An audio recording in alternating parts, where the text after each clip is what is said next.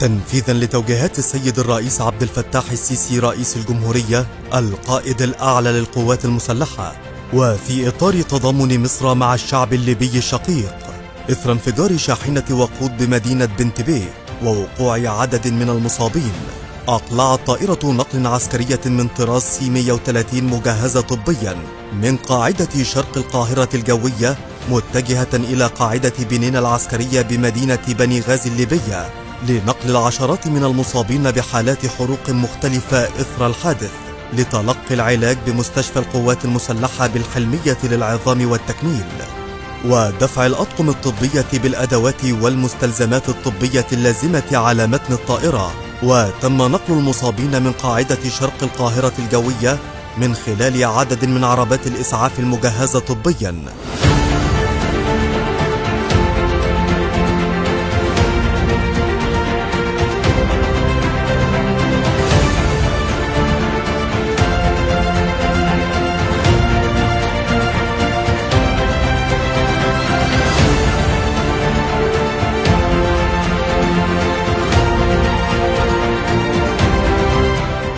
وقامت إدارة الخدمات الطبية على الفور برفع حالة الاستعداد لمستشفى القوات المسلحة بالحلمية للعظام والتكميل.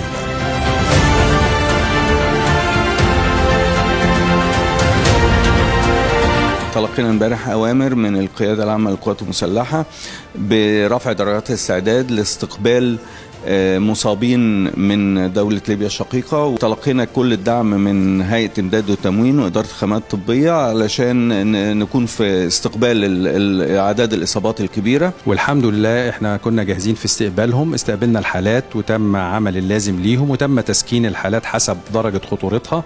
اللي محتاج الرعاية راح الرعاية، واللي محتاج رعاية متوسطة تم تسكينه في اسم الرعاية المتوسطة. نشكر القوات المسلحة والقائد السيسي وإدارة المستشفى المقدمون لنا على حسن العناية وبارك الله فيهم. نبي نوجه جميع القوات المسلحة بارك الله فيهم، ما قصروش، أعطاهم واجبهم واستقبال كويس استقبلونا فيه.